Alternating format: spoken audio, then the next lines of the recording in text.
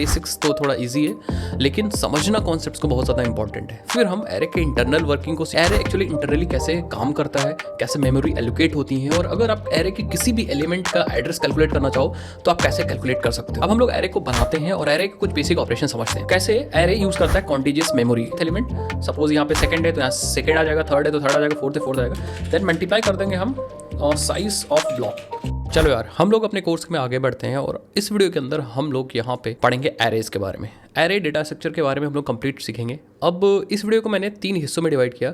सबसे पहले हम लोग एरे के बेसिक्स को सीखेंगे, एंड ऑब्वियसली बात बेसिक्स तो थोड़ा इजी है, लेकिन समझना कॉन्सेप्ट्स को बहुत ज़्यादा इंपॉर्टेंट है। फिर हम एरे के इंटरनल वर्किंग को सीखेंगे कि एरे एक्चुअली इंटरनली कैसे काम करता है, कैसे मेमोरी एलोकेट होती हैं, और अगर आप एरे के किसी भी एलिमेंट का एड्रेस कैलकुलेट करना चाहो तो आप कैसे कैलकुलेट कर सकते हो। उसके बाद हम लोग एडवांस कॉन्सेप्ट चलेंगे और एरे एडीटी बनाएंगे, एब्स्ट्रैक्ट डेटा टाइप, ठीक है। तो एरे एडीटी बनाएंगे और हम सारे ऑपरेशंस को इम्प्लीमेंट करेंगे, जिससे फ़ायदा ये होगा भाई कि अब आप एरे एडीटी बना लोगे तो जो सामने वाला बंदा या आप जब एरे को यूज़ करना चाहोगे तो आपको इम्प्लीमेंटेशन पे ध्यान नहीं देना होगा। एरे को आप डायरेक्टली यूज़ कर सकते हो आप एरे एडीटी की हेल्प से।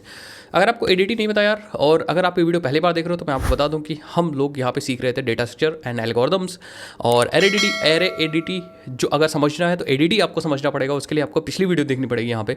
तो पिछली वीडियो मैंने आपको दे दी है, ये वीडियो मिलेगी आपको इस डीएसए के सीरीज़ के अंदर, और डीएसए के सीरीज़ की लिंक आपको नीचे डिस्क्रिप्शन बॉक्स में मिल जाएगी, वहाँ से आप जा करके यूज़ कर सकते हो, बेसिकली देख सकते हो प्लेलिस्ट। मैं तो आपको रिकमेंड करूँगा कि आप भाई प्लेलिस्ट को बुकमार्क कर लीजिए, जिससे डायरेक्टली आप इसको एक्सेस कर सकते हो।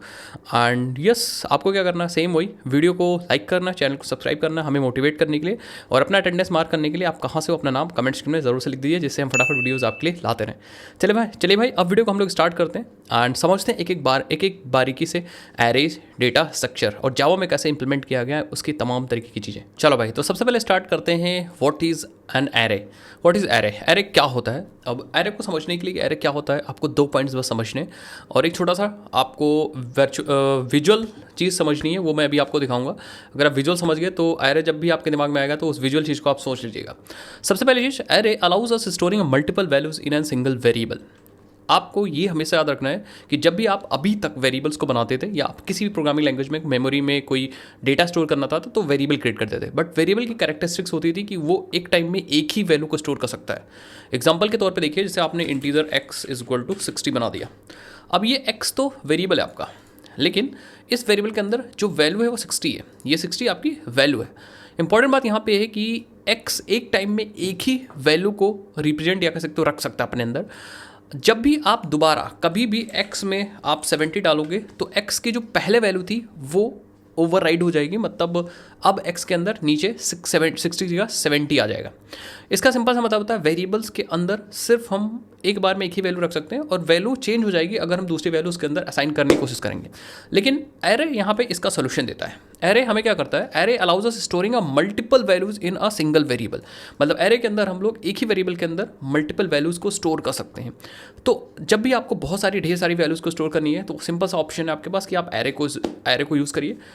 ऑब्वियसली बात है वेरिएबल्स भी आप यूज़ कर सकते हो, बट वहाँ पे उनको हैंडल करना बहुत मुश्किल हो जाएगा, क्योंकि इतने सारे वेरिएबल्स यूज़ करोगे, फिर उनको एक्सेस करना, उनको मतलब बहुत ज़्यादा मुश्किल काम हो जाएगा। इसीलिए जब भी आपको किसी के सपोज 10 बच्चों के नाम स्टोर करने हैं तो आप एरे यूज़ कर सकते हो, क्योंकि 10 बच्चों के नाम है वहाँ पे। सपोज आपको 100 बच्चे के मार्क्स स्टोर करने हैं तो आप एरे यूज़ कर सकते हो। कोई भी चीज़ जो मल्टीपल है और आपको एक ही वेरिएबल के अंदर स्टोर करना है, इसको कुछ ऐसे समझ सकते हो। लेट सपोज कि हमारे पास ये है, ये वर्चुअल जो मैं विजुअल दिखा रहा हूँ, इसको आप जब भी एरे सोचिए तो इस विजुअल को सोचिए। तो ये हमारा एक एरे है। अब इसके अंदर एक वैल्यू नहीं होगी, इसके अंदर मल्टीपल वैल्यूज़ होंगी। तो लेट मी क्रिएट, ठीक है। तो मैं थोड़ा सा आपको बना कर दिखाता हूँ।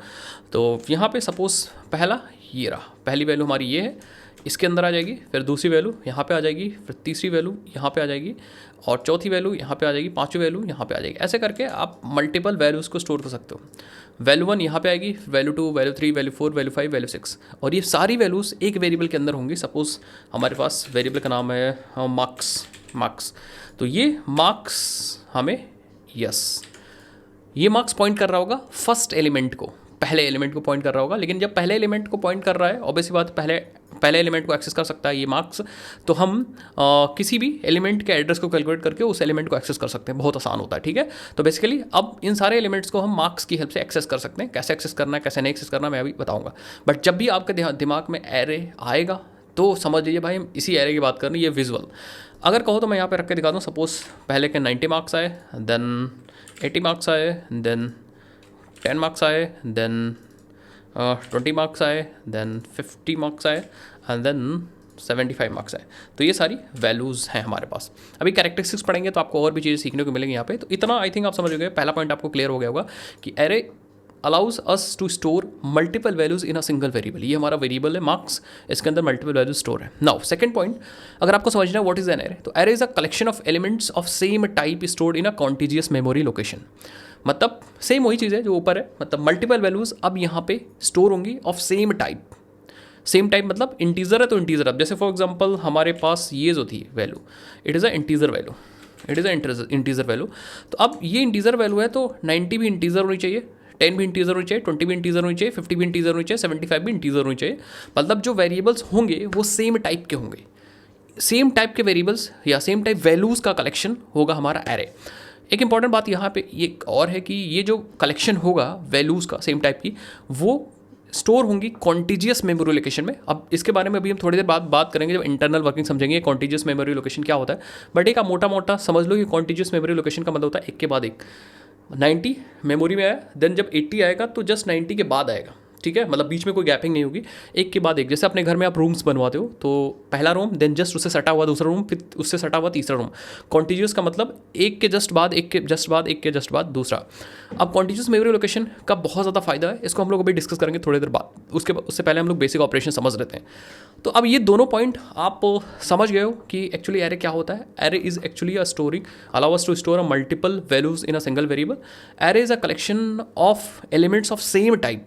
जैसे 90 इंटीजर है, 80 इंटीजर है, 10 इंटीजर है, 20 इंटीजर है। जब डबल होगा तो डबल वैल्यू सारी होंगी, स्ट्रिंग होगा तो स्ट्रिंग वैल्यू सारी होंगी। अगर आप नॉन प्रिमिटिव यूज़ करो तो नॉन प्रिमिटिव की सारी वैल्यूज होंगी। इस तरह से सेम टाइप का कलेक्शन होगा stored in a contiguous memory location. मतलब इसके जस्ट बगल में आपके रैम में या मेमोरी में, इसके जस्ट बगल में दूसरा मेमोरी एलोकेट होगी, उसके जस्ट बगल में तीसरा, उसके बगल में तीसरा, चौथा, पांचवा, ऐसा करके जस्ट एक लाइन से सारी मेमोरीज स्टोर एलोकेट हो जाएंगी एंड वेरिएबल्स आ जाएंगे। इससे बहुत फायदा है, अभी हम लोग डिस्कस करेंगे। तो आई थिंक अब आपको क्लियर हो चुका है एरे क्या होता है। एरे की कुछ कैरेक्टरिस्टिक पढ़ लेते हैं। एरे की कैरेक्टरिस्टिक पढ़ना बहुत ज़्यादा इंपॉर्टेंट है क्योंकि भाई कैरेक्टरिस्टिक सब चीज़ की इंपॉर्टेंट होती है। एक चीज़ इंपॉर्टेंट बात है कि इस चीज़ का ध्यान रखिएगा, एरे जब भी आएगी तो इस विजुअल का ध्यान रखिए, हमेशा इस विजुअल का आप ध्यान रखिएगा, ठीक है। चलो तो हम पढ़ लेते हैं कैरेक्टरिस्टिक्स ऑफ एरे, की कैरेक्टरिस्टिक्स या फिर कैरेक्टरिस्टिक्स ऑफ एरे। सबसे पहली कैरेक्टरिस्टिक है फिक्स साइज। एरे की हमेशा कैरेक्टरिस्टिक होती है कि उसके साइज़ हमेशा फिक्स होती है। मतलब जब आप एरे को क्रिएट करोगे उसी समय, क्रिएट करते समय ही आपको एरे की साइज़ बतानी होगी। और अगर आप एरे की साइज़ एक बार बता दोगे तो एरे की साइज़ दोबारा से चेंज नहीं होगी, याद रखिएगा। The size of then array is defined when it is created, can not be change. तो ये इंपॉर्टेंट बात है, ये इंपॉर्टेंट बात है कि जब आप क्रिएट करोगे उसी समय आप साइज़ डिफाइन कर दोगे। तो एक बार आपने एरे की साइज़ बता दी तो दोबारा से एरे की साइज़ चेंज नहीं होगी। इट इज़ अ की कैरेक्टरिस्टिक्स। जैसे मैं आपको दिखा दूँ, आपने यहाँ पे बता दिया कि इसकी साइज़, अच्छा साइज़ क्या है ये भी आप समझ लो, किसी को पता ही नहीं होगा साइज़ क्या है। तो साइज़ समझिए, साइज़ मतलब कितने एलिमेंट्स आपके एरे के अंदर हैं। जैसे फॉर एग्जांपल इस वाले एरे के अंदर आपके पास एलिमेंट्स हैं 1 2 3 4 5 6, दैट मीन्स साइज़ हो गई 6, ठीक है, साइज़ हो गई 6। तो अगर मैं इसकी बोलें तो इसकी साइज़ है हमारी 6, ठीक है, 6 साइज़ है। अब ये जब साइज़ डिफाइन हुई है, मतलब ये साइज़ बताई कब गई है, ये जब एरे क्रिएट किया गया उसी समय हमें ये बता दिया गया कि इसकी साइज़ 6 हो गई। अब पूरे प्रोग्राम के अंदर जब तक प्रोग्राम रन कर रहा होगा, एक बार एरे क्रिएट हो गया तो उसकी साइज़ हमेशा फिक्स ही रहेगी, दैट इज़ अ 6। अब आप साइज़ नहीं चेंज कर सकते हो, बट इसके अंदर के वैल्यूज़ को बदल सकते हो। 90 की जगह 40 रख सकते हो, 80 की जगह 75 रख सकते हो। मतलब इसके अंदर की वैल्यूज़ को आप चेंज कर सकते हो, बट साइज़ फिक्स होगी, it can not be change. दूसरी चीज़, दूसरा जो कैरेक्टरिस्टिक है, characteristic is basically index base. ये जो पूरी वर्किंग होती है that is a index base. Array की पूरी वर्किंग होती है वो इंडेक्स बेस होती है। अब इंडेक्स बेस क्या होता है, क्योंकि ये इनका जो लोकेशन होता है वो, या एलोकेशन होता है इन मेमोरी का एरे में, वो होता है कॉन्टिजियस। तो इनको हम लोग रेफर करते हैं इंडेक्स बेस। मतलब जब एलिमेंट्स डिफाइन होते हैं तो हर एक एलिमेंट का एक इंडेक्स होता है और इंडेक्स हमेशा 0 से स्टार्ट होता है। जैसे 90 सबसे पहला एलिमेंट है तो इसका इंडेक्स 0 होगा, 0। और फिर 80 दूसरा एलिमेंट है तो इसका इंडेक्स 1 होगा, फिर 10 तीसरा एलिमेंट है तो इसका इंडेक्स 2 होगा। तो हमेशा याद रखिए ये इसकी की कैरेक्टरिस्टिक्स है। एंड 20 का 3 होगा, ऐसे करके 50 का 4 होगा, 75 का 5 होगा। तो 6 एलिमेंट्स है, तो जो इंडेक्सिंग होगी, लास्ट इंडेक्स की वैल्यू होगी हमेशा साइज -1 होगी। तो ये रही इंडेक्स, दैट मीन्स ये जो हमारी वो इंडेक्सिंग है। एंड एलिमेंट्स हमेशा इंडेक्स में ही स्टोर होते हैं, ये चीज़ हमेशा याद रखिए एरे के। अब वो एरे सपोज 100 साइज़ की है तब भी 0 से लेकर 99 उसका इंडेक्स होगा। एरे 200 साइज़ की है तो 0 से लेकर 199 उसका इंडेक्स होगा। तो यहाँ पे एक चीज़ आपको ध्यान रखने वाली बात है, आप चाहे इस चीज़ को समझ लीजिए चाहे इस चीज़ को रट लीजिए। जो साइज़ है हमारी वो n है, n इस समय 6 है। तो जो हमेशा लोएस्ट इंडेक्स होगी, स्टार्ट इंडेक्स जो होगी वो इंडेक्स होगी एरे की 0 से। स्टार्टिंग इंडेक्स हमेशा 0 से स्टार्ट होती है और 0 इंडेक्स पे हमेशा फर्स्ट एलिमेंट आपका स्टोर होता है, जो एंडिंग इंडेक्स होती है, एंड इंडेक्स होती है वो हमेशा लास्ट जो साइज़ है आपकी -1 होगी। सपोज साइज़ यहाँ पे 6 है, क्योंकि इंडेक्सिंग 0 से स्टार्ट हो रही, तो साइज़ 6 - 1 दैट इज़ 5 होगी लास्ट इंडेक्स। ये देखिए स्टार्टिंग इंडेक्स 0 है, अब क्योंकि साइज़ 6 है तो जो लास्ट वाला इंडेक्स होगा वो 6 - 1 5, that means last index is a 5 और लास्ट इंडेक्स पे हमारा लास्ट एलिमेंट मौजूद होगा, लास्ट इंडेक्स मौजूद होगा। तो आपको ये चीज़ हमेशा ध्यान रखनी होगी। बहुत सारे लोग यही नहीं समझ पाते हैं कि जब आपको लूप चलाना है, आपको एरे को ट्रैवर्स करना है, लूप चलाना है, तो कहाँ तक लूप चलेगा भाई? जहाँ तक एलिमेंट्स है, और एलिमेंट्स कहाँ तक हैं? साइज़ -1 तक एलिमेंट्स हैं, तो 0 से चलाओ लूप और साइज़ -1 तक आप लूप चला के काम कर लो। एक चीज़ और हम लोगों ने ऊपर डिस्कस कर दिया, बट थर्ड कैरेक्टरिस्टिक हम लोगों ने डिस्कस कर लिया। होमोजीनियस एलिमेंट्स इसके अंदर होंगे। होमोजीनियस मीन्स कि सेम टाइप के एलिमेंट्स हैं। तो ऊपर मैंने ये पॉइंट डिस्कस कर लिया है कि इंटीजर है तो इंटीजर ही होगा। इवन जावा में, C++, जो स्टैटिकली टाइप लैंग्वेज है उसमें तो सेम टाइप के होते हैं, बट जो नॉन स्टैटिकली टाइप लैंग्वेजेस होती हैं जैसे पाइथन, उसमें लिस्ट होती है वो हेट्रोजीनियस होती है। तो डिपेंड करता है इंप्लीमेंटेशंस पे भी, ये चीज़ याद रखिए। बट अभी हम लोग जावा कर रहे हैं तो जावा में तो जो एलिमेंट्स होंगे वो सेम साइज सेम टाइप के होंगे, ठीक है। इनको हम लोग होमोजीनियस एलिमेंट्स बोलते हैं। होमोजीनियस मतलब एक ही तरीके के। इंटीजर है तो इंटीजर, अगर आप डॉग्स के ऑब्जेक्ट स्टोर करो तो सारे डॉग्स के ही ऑब्जेक्ट्स होंगे। अगर आप स्टूडेंट स्टोर कर रहे हो तो आपके उस एरे के अंदर स्टूडेंट्स ही होंगे। ओके, अच्छा, कभी कभी इंटरव्यू में क्वेश्चन पूछा जाता है कि क्या हम एरे के अंदर या कलेक्शन के अंदर हम डिफरेंट टाइप के एलिमेंट्स रख सकते हैं। तो आप क्या कर सकते हो, रख सकते हो। उसके टेक्निक्स होती हैं अलग अलग। जैसे हम लोग जब कलेक्शंस बनाते हैं तो वहाँ पे type safe, non type safe collections बनाते हैं। तो जो नॉन टाइप सेफ कलेक्शंस होते हैं उसके अंदर हम हेट्रोजीनियस एलिमेंट्स को भी स्टोर कर सकते हैं। बट अभी जो बेसिक कॉन्सेप्ट है वो यही है कि आपका जो एरे होगा उसके अंदर सेम टाइप के एलिमेंट्स स्टोर होंगे। जैसे मैंने आपको ऊपर बताया, यस, सबसे बड़ी एग्जाम्पल ये मैंने दिया, इंटीजर, डबल होगा तो डबल। और फोर्थ जो कैरेक्टरिस्टिक है उसको भी हम लोग डिस्कस कर चुके हैं, बट फिर भी मैं यहाँ पे मेंशन कर देता हूँ। That is actually a contiguous memory location. जो एरे का जो मेमोरी लोकेशन होता है वो सबसे तगड़ा होता है। उसका फ़ायदा भी है, बेनिफिट भी है, अभी हम लोग बाद में डिस्कस करेंगे, ठीक है। कॉन्टिजियस मेमोरी लोकेशंस, एरे की जितनी भी मेमोरी एलोकेट होती हैं वो सब कॉन्टिजियस होती हैं। मतलब सपोज आपका पहला एलिमेंट मेमोरी में स्टोर होगा तो उसके लिए मेमोरी मिली, फिर जब दूसरा एलिमेंट स्टोर होगा तो उसके जस्ट बगल में स्टोर होगा, कॉन्टिजियस, एक के बाद एक, और या फिर इसको एडजेसेंट बोल सकते हैं, ठीक है। फिर तीसरा होगा तो दूसरे के बाद होगा, चौथा होगा तो तीसरे के बाद होगा। ऐसे करके जितने साइज़ की एरे होगी सब कॉन्टिजियस मेमोरी एलोकेट हो गए, एक लाइन से सब खड़े हो जाएंगे, मतलब आ जाएंगे मेमोरी के अंदर। तो ये रही हमारी कैरेक्टरिस्टिक्स एंड एरे क्या होती है। अब हम लोग देख लेते हैं कि एक्चुअली जावा में है एरे कैसे क्रिएट करते हैं, क्योंकि जावा में हमें एरे का फीचर ऑलरेडी मिल जाता है, ठीक है। हमें कुछ मेहनत एक्स्ट्रा नहीं करनी पड़ती है। एडिटिव वगैरह बनाना तो अलग चीज़ है, बट जावा में हमें एरे मिल जाती है, उसकी इंप्लीमेंटेशन तो हमें कुछ करने की जरूरत नहीं, बस हमें एरे को यूज़ करना होता है। तो जावा में एरे को कैसे क्रिएट करते हैं, उसमें कैसे एलिमेंट्स डालते हैं, एरे कितने तरीके के होते हैं, वो सब चीज़ हम लोग समझ लेते हैं। उसके बाद हम लोग आगे बढ़ेंगे एंड इंटरनल वर्किंग पे हम लोग चलेंगे। चलो यार, अब हम लोग एरे को बनाते हैं और एरे के कुछ बेसिक ऑपरेशन समझते हैं। सबसे पहले देखो यार, एरे हमारे पास कभी होंगे, वो 2 तरीके के एरे होंगे। टाइप्स ऑफ एरे की बात करता हूँ, लेकिन कोई ज़रूरी नहीं कि 2 ही तरीके के एरे हों, ठीक है। एरे अलग अलग तरीके के भी हो सकते हैं, लेकिन पहले 2 तरीके की बात करते हैं, उसके बाद मैं आपको कॉन्सेप्ट समझाता हूँ। अगर बात करूँ टाइप्स ऑफ एरे की, टाइप्स ऑफ एरे, अब टाइप्स ऑफ एरे, एक जो सबसे पहला और सबसे सिंपल वाला तरीका है वो होता है 1D array, 1 dimensional array, 1D array बोलते हैं। It is a first way या सबसे इजी तरीका है 1 डायमेंशनल एरे। बट हमेशा कोई ज़रूरी नहीं कि 1 डायमेंशनल एरे से ही काम चले। इस काम को और भी थोड़ा कह सकते हो, और भी अच्छे से करने के लिए बहुत सारे ऐसे काम होते हैं जो 2D एरे से होते हैं। तो उसके लिए हमारे पास जो दूसरा एरे होता है वो 2D एरे होता है। ये है वो, दिस एक्चुअली 2D एरे।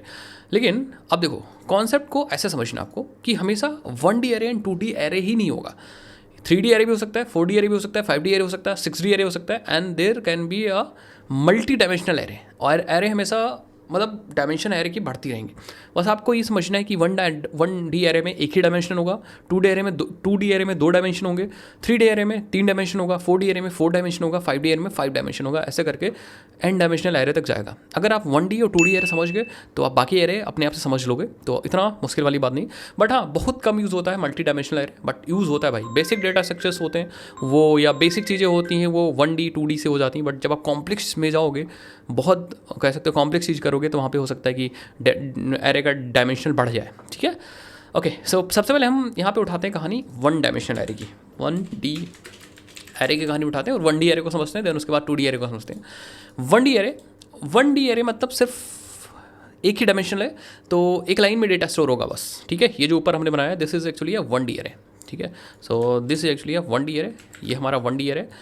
एक के बाद कॉन्टीजियस मेमोरी लोकेशन में इनका डेटा स्टोर हो जाता है, और पहले का जो बेस एड्रेस होता है वो हमारे एक वेरिएबल के अंदर आता है, सो दैट हम एक्सेस इस बेस एड्रेस या इस वाले वेरिएबल के हिसाब से हम लोग बाकी एलिमेंट्स को एक्सेस कर सकते हैं। अब बात करते हैं कैसे डिक्लेयर करना है और कैसे क्रिएट करना है जावा में। ठीक है, हो सकता है कि आप दूसरे प्रोग्रामिंग लैंग्वेजेस यूज़ करो तो वहाँ पे डिक्लेरेशन या फिर क्रिएशन चेंज हो, बट जावा में कैसे करना है देखिए। सबसे पहले बात करते हैं कैसे एरे को डिक्लेयर करते हैं। Declare array. अगर आपको एरे को डिक्लेयर करना है तो सिंपल, आप सबसे पहले आपको टाइप बताना होगा किस टाइप का एरे है। उसके बाद आपको वेरिएबल का नाम लिखना है, एरे वेरिएबल का नाम, जैसे मार्क्स है तो यहाँ पे मार्क्स लिख देंगे, एंड देन ये वाला सिंबल आपको यूज़ करना है, स्क्वायर ब्रैकेट। ठीक है, ये यूज़ करना है। यही रिप्रेजेंट करता है कि ये जो वेरिएबल है that is actually array variable. अगर आप ये भूल गए ना तो ये नॉर्मल वेरिएबल हो जाएगा, ये चीज़ याद रखिए हमेशा। ठीक है, so this is one of the most important thing जो मैं आपको बताना चाह रहा था कि एरे को डिक्लेयर कैसे करना है। अगर आपके पास 2 डायमेंशनल एरे है तो आपके पास 2 डब्बा लगेगा, 3 डायमेंशनल एरे है तो 3 डब्बा लगेगा, 4 डायमेंशनल एरे है तो 4 डब्बा लगेगा। समझ गए? सिंगल डायमेंशनल है 1D एरे है तो 1 डब्बा लगेगा, और आप सेमीकोलन लगा सकते हो। So this is a array declaration. आपने अभी एरे को डिक्लेयर किया है और एरे के अंदर वैल्यूज़ को डाली नहीं, असाइन नहीं किया है। ठीक है, हाँ, एरे को आपने डिक्लेयर किया बट एरे के अंदर वैल्यूज़ को असाइन अभी आप नहीं कर पाए हो। अब एरे देखो, एरे का असाइनमेंट अलग अलग हिसाब से हो सकता है। देखो मेन चीज़ क्या है, अगर आपके पास values already known, if the values is already known, अगर आपको पता है कि भैया 4 वैल्यूज़ रखनी है हमें, चारों वैल्यूज़ पता है, तो आप डायरेक्टली वेरिएबल का नाम लिख दो। अच्छा, एक एग्जांपल के साथ हम लोग करते हैं यहाँ पे। लेट्स हमें एक इंटीजर की मार्क्स नाम की एरे बनानी है, तो यस सिंपल एरे और डिक्लेयर हो गया, सिंपल एज दैट। ठीक है, एरे हमने यहाँ पे डिक्लेयर कर दिया।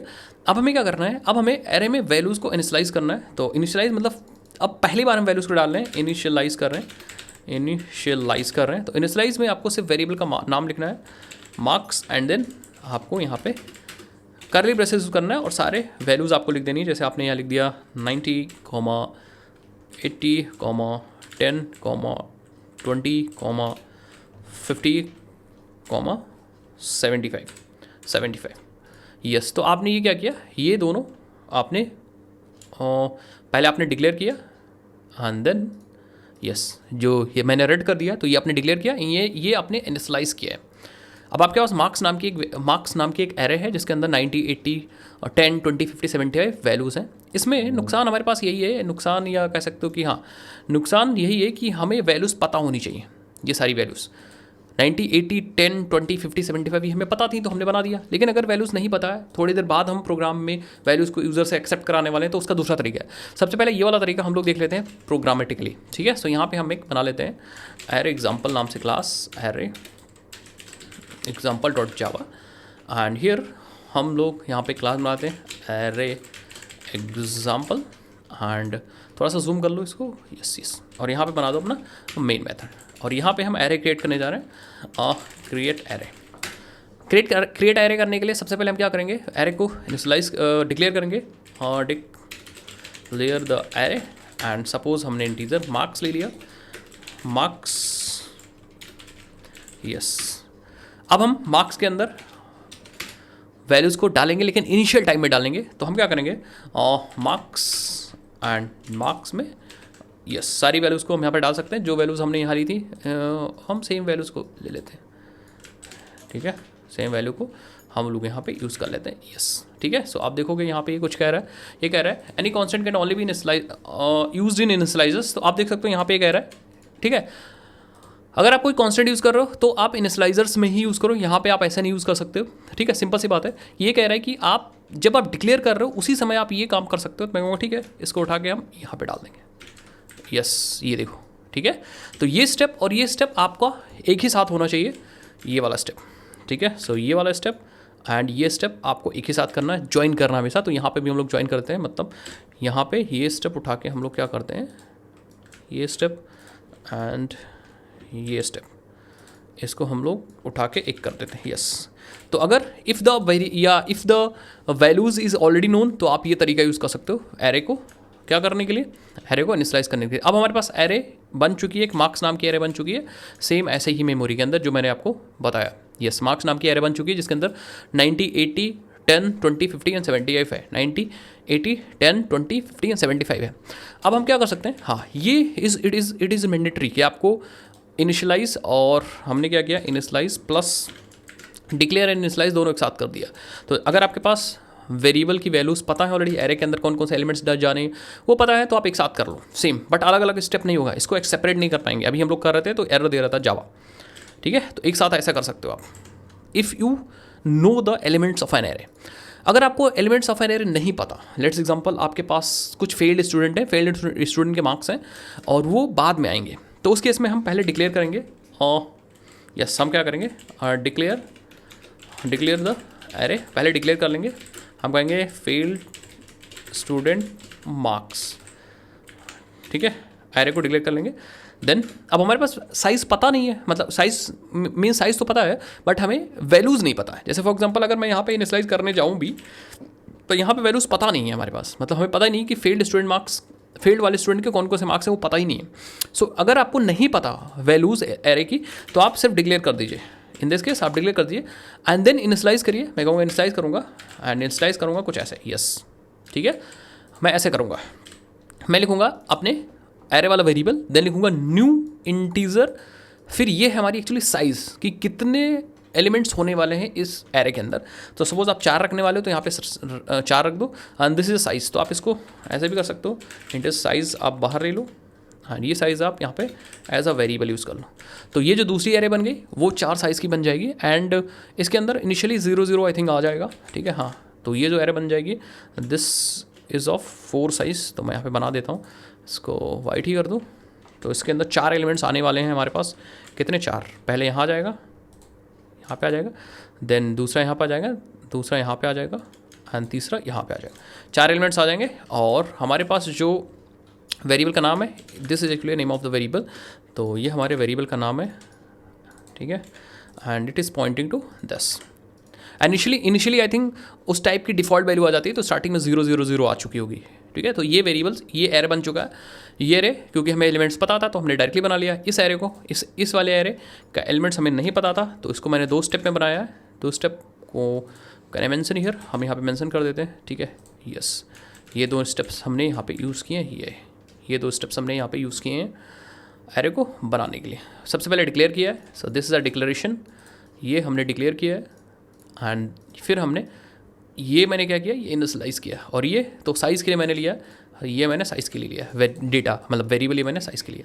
तो थोड़ा सा बड़ा कर लेते हैं, यस। अब आपको होगा कि सर अब इसके अंदर तो सारी, इस वाले फेल्ड स्टूडेंट मार्क्स के अंदर तो वेरिएबल्स हैं या जगह तो मैंने बना दी बट वैल्यूज़ तो गई नहीं, तो वैल्यूज़ कैसे डालेंगे? उसके लिए देखो हम कैसे वैल्यू को एक्सेस कर सकते हैं, कैसे मॉडिफाई कर सकते हैं, समझना। 2 एरे हैं हमारे पास, एक मार्क्स है और एक फेल्ड स्टूडेंट मार्क्स है। अच्छा, अगर आप चाहते हो जावा में तो एक फीचर और है, ये दोनों स्टेप्स आप ज्वाइन भी कर सकते हो। ये स्टेप्स जैसे आपने यहाँ पे दोनों ज्वाइन कर दिया, इन दोनों को स्टेप्स को ज्वाइन कर सकते हो। You may right like this, आप ऐसे भी लिख सकते थे, साइज़ को बाहर ही रखो, आप एक में ऐसे रख सकते हैं, integer failed student marks equal to new integer and then आप यहाँ पे साइज लिख सकते थे, यस। आप क्या कर सकते हो, you can do like same declaration, declare plus initialize, आप दोनों साथ में भी कर सकते हो, इट्स अप टू यू कि आपको कैसे करना है, ठीक है, समझ गए। तो आप सेम ये दोनों स्टेप एक में भी कर सकते हो और ये दोनों स्टेप अलग अलग भी कर सकते हो। इस तरह से एरे हम बनाते हैं।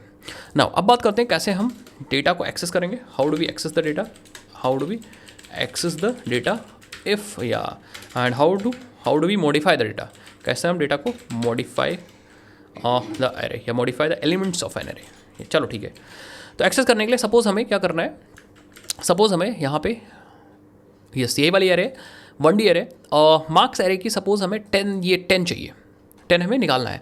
तो आपको पता होना चाहिए इंडेक्सिंग मैंने आपको बताई थी कि जब भी आपको एरे लेते तो इनकी इंडेक्सिंग होती है। जैसे ये जो एलिमेंट है ये 0 पे आएगा हमेशा, पहला एलिमेंट 0 है, फिर एलिमेंट हमारा 1 है, फिर हमारे पास 2 है, फिर हमारे पास 3 है, फिर हमारे पास 4 है, फिर हमारे पास 5 है। तो ये हमारे पास एक्चुअली इंडेक्सिंग है। और जब भी हम एलिमेंट्स को एक्सेस करना चाह रहे हैं, मॉडिफाई करना चाह रहे हैं, तो हमें इंडेक्सेस की सहायता लेनी पड़ती है। दिस इज़ अ इंडेक्स, ये हमारे इंडेक्स हैं। तो इनकी सहायता हम लेंगे एलिमेंट्स को एक्सेस करने के लिए। सपोज हमें 10 या 10 वाली वैल्यू एक्सेस करनी है, तो आपको ये देखना पड़ेगा कि ये किस इंडेक्स पे है। ये इंडेक्स पे है 2, तो हम मार्क्स ऑफ 2 यूज़ कर सकते हैं। मार्क्स ऑफ 2 कैसे, मतलब हम लिखेंगे पहले मार्क्स वेरिएबल का नाम लिखेंगे, देन यहाँ पे इंडेक्स लिख देंगे, दैट इज़ अ 2 बस। अब ये इस वाली वैल्यू की बात कर रहा हूँ मैं, मतलब 10 अपने आप आ जाएगा। सपोज हमें 50 चाहिए, तो हम यहाँ पे लिख देंगे मार्क्स वेरिएबल का नाम एंड देन 50 किस वाले एलिमेंट पे, 4th पे, तो यहाँ पे 4 लिख देंगे, that means we are talking about this element. अगर हमें पहला एलिमेंट चाहिए तो हम यहाँ पे लिख देंगे मार्क्स ऑफ 0, पहला एलिमेंट हमेशा 0 इंडेक्स पे होता है, तो just we are talking about this element now. समझ गए? तो एक्सेस करना बहुत ईजी है। Let's do some example. हम प्रिंट करेंगे किसे, मार्क्स ऑफ 0 को प्रिंट करते हैं। मार्क्स ऑफ 0 हमारे अकॉर्डिंग मार्क्स ऑफ 0 आएगा 90। देन हम प्रिंट करते हैं एस आउट मार्क्स ऑफ 1, ठीक है, तो आएगा 80।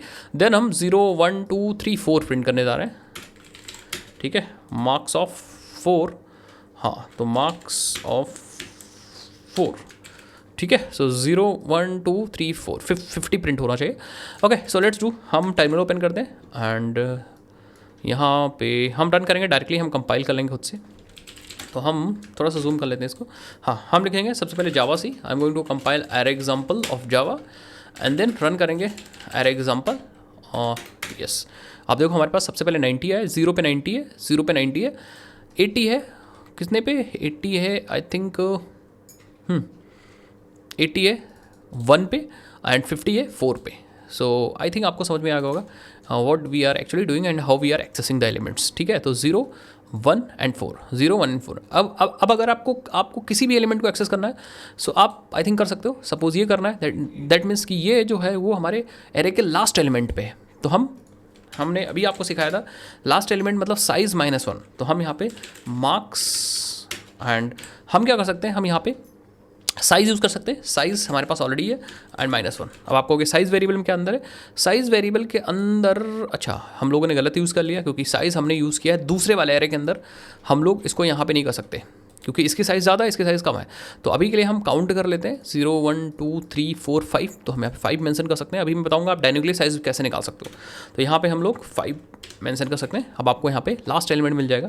यस, तो मैं आपको दिखाता हूँ, सॉरी, पहले कंपाइल कर लो जावा सी वाला कमांड एंड देन आप रन कर लो क्लास वाला कमांड, जावा वाला कमांड। यस, आप देखो 75, that is the last element आपको प्रिंट होके मिल जाएगा 75। अगर आपको डायनेमिकली किसी भी एरे की लेंथ निकालनी है तो आप जावा में एक मार्क्स उस वेरिएबल पे एक प्रॉपर्टी है, that is a property name is length.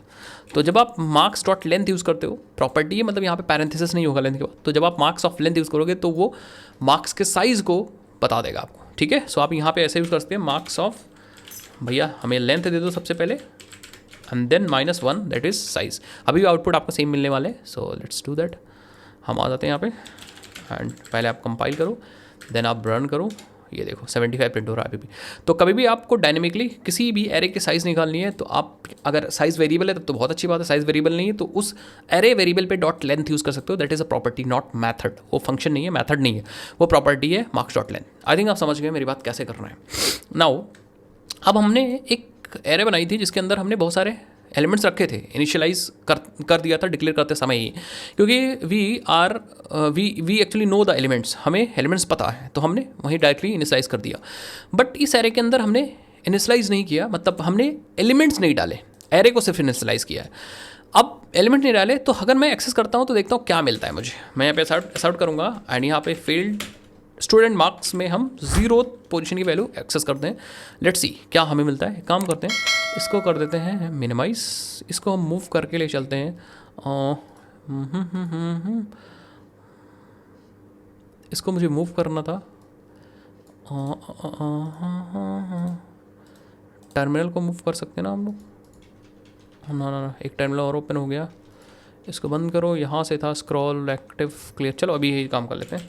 तो हम अगेन कंपाइल करेंगे और रन करेंगे। यस देखो 0 0 0 0। फिर अगर मैं यहाँ पे दूसरे ऐसा आउट करता हूँ, failed student marks of 1 print करता हूँ तो आप देखोगे फिर से 0 मिलेगा। मैं कंपाइल कर रहा हूँ एंड मैं रन करता हूँ, यस 0 मिलेगा। इसका मतलब होता है कि जब आपको एलिमेंट्स नहीं पता है एंड इन दैट केस अगर आप कोई एरे क्रिएट करते हो और उतने साइज़ की एरे क्रिएट करते हो, सपोज आपने इंटीजर की एरे क्रिएट की और आपने उतने साइज़ की एरे तो क्रिएट कर ली बट आपने एलिमेंट्स नहीं डालें, उस केस में बाय डिफ़ॉल्ट उस टाइप का डिफ़ॉल्ट वैल्यू अपने आप से उठा लेता है। दैट मीन्स यहाँ पे सारी इंटीजर की डिफ़ॉल्ट वैल्यू आ जाएगी। दैट इज़ एक्चुअली अ 0 0 0 0। ऐसा क्यों हुआ? क्योंकि आपने इंटीजर एरे बनाई थी। अगर आपने डबल एरे बनाई होती तो 0.0 0.0 0.0। अगर आपने स्ट्रिंग एरे बनाई होती तो नल नल नल नल नल नल नल आ जाता। अगर आपने किसी ऑब्जेक्ट की एरे बनाई होती तो वहाँ पे भी नल नल नल आ जाता, क्योंकि हमें पता है ऑब्जेक्ट की बाय डिफॉल्ट वैल्यू नल होती है। ठीक है, बुलियन की एरे बनाओगे तो वहाँ पे फॉल्स फॉल्स फॉल्स आ जाएगा। तो डिफॉल्ट वैल्यू से एरे इनिशियलाइज हो जाएंगे। ये तो रही बात एरे एलिमेंट्स को एक्सेस करने की। अच्छा एक चीज़ और बता दूँ, अब आपको पता चल गया कि हम इंडेक्सेस यूज़ कर सकते हैं एरे के एलिमेंट्स को एक्सेस करने के लिए। बट बात को समझिएगा ढंग से। क्या हमें पता है कि हमारे इंडेक्सेस 0 से लेकर के 5 तक जा रहे हैं। अगर एलिमेंट्स या एरे के साइज 6 है और मैनुअली हम लोग मार्क्स ऑफ 0 लिख रहे हैं, मार्क्स ऑफ 1 लिख रहे हैं, मार्क्स ऑफ 2 लिख रहे हैं, मार्क्स ऑफ 3 लिख रहे हैं, मार्क्स ऑफ 4 लिख रहे हैं, मार्क्स ऑफ 5 लिख रहे हैं। क्या हम लूप चला दें? तो लूप तो हमने सीखा है, तो हम लूप चला दें 0 से लेकर 5 तक। और जहाँ पे 0 1 हम मैनुअली पास कर रहे हैं वहाँ पे हम आई पास कर दें। आई ऑटोमेटिकली 0 1 2 3 4 हो जाएगा। मैं दिखाता हूँ आपको। अगर हमें सपोज़ क्या करना है, इसको नीचे करो। सपोज़ हमें प्रिंट करना है all the data of marks array. तो एक तो तरीका है कि हम क्या करें, इस तरह से 0 1 2 3 4 सारे मार्क्स के इंडेक्स को या एक्सेस करें और इंडेक्स के थ्रू हम डेटा एक्सेस करें। ठीक है। दूसरा हम क्या करें, एक लूप चलाएंगे for integer i is equal to 0। ये 0 स्टार्टिंग इंडेक्स है हमारा। फिर हम कहेंगे आई तब तक चलेगा जब तक मार्क्स डॉट लेंथ, हमें साइज़ मिल जाएगा लेंथ से। यही तो हमने आपको सिखाया कि साइज़ आपको निकालनी है। तो कभी भी आप क्या कर सकते हो, आप उस array variable dot length use कर सकते हो। देन आई को हम प्लस प्लस कर देंगे जिससे कि एक एक बढ़े एंड देन हम लूप ओपन और क्लोज कर देंगे। ठीक है, समझ गए मेरी बात? यस। तो अब ये एरे जो है वो ये जो लूप है वो 0 से स्टार्ट होगा और मार्क्स डॉट लेंथ मतलब मार्क्स की जितनी साइज़ है, अगर 6 है तो वो लेस देन 6 तक जाएगा। मतलब वो लेस देन 6 मतलब सिर्फ 5 तक जाएगा। 0 से 5 तक लूप चलेगा और एक एक करके चलेगा। आई की वैल्यू 0 फिर 1 फिर 2 फिर 3 फिर 4 ऐसे करके चलेगा। तो मैं कहूँगा ठीक है, मैं ऐसा आउट करूँगा और इस बार लिखूँगा यस। मैंने लिखा द वैल्यू एट इंडेक्स लिखा, ये प्रिंट होगा, देन इंडेक्स प्रिंट होगा and then marks of i print होगा। मतलब उस मार्क्स के आईएथ वैल्यू प्रिंट होगी। समझ गए? ओके। सो ये हमने उस एरे के सारे एलिमेंट्स प्रिंट कर दिए। अब मैं क्या करता हूँ कि यहाँ पे डिवाइडर यूज़ करता हूँ। यस, मैंने यहाँ पे एक डिवाइडर यूज़ किया and let's run this program जो मैं आउटपुट आपको दिखाता हूँ। यस, ये देखिए। ठीक है, तो हमें सारे एलिमेंट्स मिल जाएंगे इस केस में। और ये देखिए the value at index 0 index पे 90 है, 1 इंडेक्स पे 80 है, 2 इंडेक्स पे 10 है, 3 इंडेक्स पे 20 है, 4th इंडेक्स पे 50 है, 5 इंडेक्स पे 75 है। तो यहाँ पे आपको थोड़ा अपनी प्रोग्रामिंग की स्किल यूज़ करनी है, जो कि लूप वगैरह मैं आपको पढ़ा चुका हूँ। प्रोग्रामिंग स्किल्स आपको समझ में आनी चाहिए। ओके, तो ये हमने क्या किया, ये हमने एरे को ट्रैवर्स कर दिया। एरे को ट्रैवर्स किया, इसको हम ट्रैवर्स करना कहते हैं कि एक एक एलिमेंट्स हम लोग जाना कहते हैं। कभी भी आपको एक एक एलिमेंट्स निकालना है, अब आप कहोगे सर मैं निकालूंगा ही क्यों, बना लिया, क्यों निकालूंगा भाई? तो आपको एरे के एलिमेंट्स निकालने ज़रूरी हैं। पता है क्यों? क्योंकि आपको एरे के एलिमेंट्स पे ऑपरेशंस करने होंगे। जैसे फॉर एग्जांपल आपको एरे के सारे एलिमेंट्स को सम करना है, तो आप निकालोगे नहीं तो सम कैसे करोगे? ऐसा थोड़े आप घर में घुसा दोगे और एरे हमेशा ज़िंदगी भर बैठा रहेगा, या बना दोगे हमेशा सिर्फ उसी मतलब फर्जी बना रहे हो, ऐसा तो है नहीं। आप एरे डेटा स्ट्रक्चर यूज़ करो तो उसके अंदर एलिमेंट्स डालो तो किसी ना किसी यूज़ के लिए डाल रहे हो ना। तो यस, ट्रेवर्स करना ज़रूरी है। और ट्रेवर्स करने के लिए सिंपल, जैसे मैंने आपको कॉन्सेप्ट बताया, आपको सम करना है तो एक एक एलिमेंट निकाल के फिर सम करना होगा, आपको एरे को प्रिंट करना है तो एक एक एलिमेंट्स निकाल के फिर प्रिंट करना होगा। ऐसा करके बहुत सारे ऑपरेशंस हैं जो आपको करने होंगे। तो जब आपको सारे एलिमेंट्स निकालने हो तो आप लूप की सहायता ले सकते हो। जावा में ये नॉर्मल लूप है। जावा में एक और तरीका है, इनहेंस लूप। ये सिर्फ जावा में, ठीक है। इनहेंस लूप मतलब फॉर ईच लूप जिसको हम बोलते हैं, फॉर ईच लूप। वैसे सारे प्रोग्रामिंग लैंग्वेज में फॉर ईच लूप होता है, ठीक है। कोई ही ऐसे शायद प्रोग्रामिंग लैंग्वेज हो जिसके अंदर फॉर ईच लूप ना हो, बट सारी प्रोग्रामिंग लैंग्वेज में होता है। ये थोड़ा सा और आसान तरीका है काम करने का, ठीक है। इसमें आपको इंडेक्सेस का ध्यान नहीं देना है। इसमें सिंपली आपको लिखना है फॉर और एक वेरिएबल लिखना है, कोई वेरिएबल लिख सकते हो, ठीक है। एंड देन अपने एरे का नाम लिखना है, यस, बस। एंड यस, अब वैल्यू के अंदर इस मार्क्स से एक एक वैल्यू आती जाएगी, ठीक है। अभी हम यहाँ पे इंडेक्सेस यूज़ कर रहे थे, बट यहाँ पे इंडेक्स का लोचा है ही नहीं, गायब, इंडेक्स का लोचा नहीं है। यहाँ सिंपली आपको मार्क्स से सबसे पहली वैल्यू मिल जाएगी, फिर मार्क्स से दूसरी वैल्यू मिल जाएगी, मार्क्स से तीसरी वैल्यू मिल जाएगी। यहाँ पे इंडेक्स आप नहीं ध्यान दे पाओगे, ठीक है। मैं आपको दिखाता हूँ। सो लेट्स सी, एंड यहाँ पे फिर से कंपाइल कर दो एंड फिर से और रन कर दो, ठीक है। सो आप देखो यहाँ पे 90, 80, 10, 20, 50, 75। तो इस तरह से हम लोग क्या कर सकते हैं, एरे को ट्रेवर्स कर सकते हैं। तो 3-4 चीज़ मैंने यहाँ पे आपको सिखाई। एरे का टाइप, एरे के टाइप कितने होते हैं, 2 बेसिकली होते हैं, और भी हो सकते हैं, बट 2 जनरली देखने को मिलेंगे, 1D एंड 2D। 2D के बारे में अभी मैं डिस्कस नहीं कर रहा हूँ, ठीक है। डिस्कस करूँगा नेक्स्ट वीडियोस के अंदर। अगर आप लोग कहोगे कमेंट सेक्शन बताओ भाई, तो मैं आपको समझाऊंगा, प्रैक्टिस भी कराऊंगा, ठीक है। दूसरा, हमने देखा कि एरे को कैसे क्रिएट करना है, और बेसिकली एरे को कैसे इनिशियलाइज और डिक्लेयर और इनिशियलाइज करना है एक ही लाइन के अंदर, if you know the elements Java में। और एरे, अगर आपको एलिमेंट्स नहीं पता तो फिर आपको क्या करना पड़ेगा, एरे के पहले एरे को डिक्लेयर करना पड़ेगा, देन एरे को इनिशियलाइज करना पड़ेगा विद डिफॉल्ट वैल्यूज़। अगर आप चाहते हो तो इन दोनों स्टेप्स को एक में कर सकते हो, अदरवाइज अलग अलग कर सकते हो। देन हमने देखा कैसे एलिमेंट्स को एक्सेस करते हैं, ठीक है। उसके बाद हमने देखा कि एलिमेंट्स अगर एक बार एक्सेस हो गया, तो अगर आपको मल्टीपल एलिमेंट्स एक्सेस करने हैं तो मैंने ट्रिक आपको सिखाई कैसे आप लूप लगा के एलिमेंट्स को एक्सेस कर सकते हो, और आप इनहेंस फॉर लूप कैसे यूज़ कर सकते हो।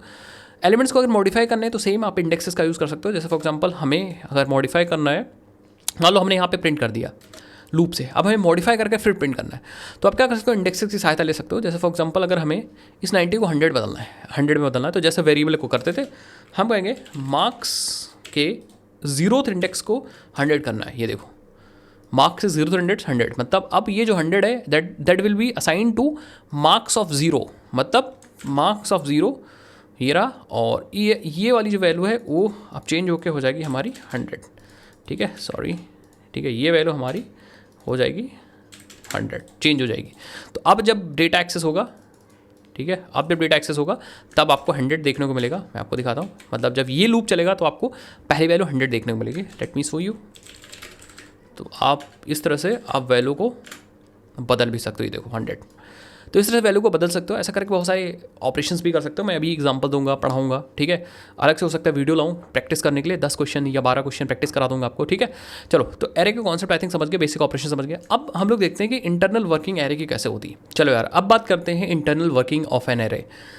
कैसे एरे यूज़ करता है कॉन्टिजियस मेमोरी को।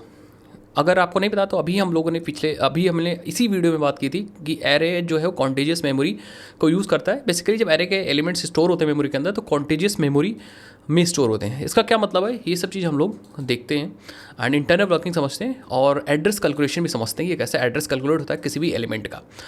अगर मैं बात करूँ कि जब हम कोई एरे डिक्लेयर करते हैं जावा में या फिर जावा जैसी प्रोग्रामिंग लैंग्वेज में, तो होता क्या है कि कंप्यूटर पे जो रैम होती है उसके अंदर आपके मेमोरी एलोकेट होती है, और वो मेमोरी होती है कॉन्टिजियस मेमोरी। जैसे फॉर एग्जांपल आपकी ये पूरी मेमोरी है, ये आपकी रैम है, क्योंकि ऑब्वियसली बात हम अभी प्राइमरी मेमोरी की बात कर रहे हैं। तो ये जो मेमोरी है, ठीक है, ये हमारी एक्चुअल रैम है।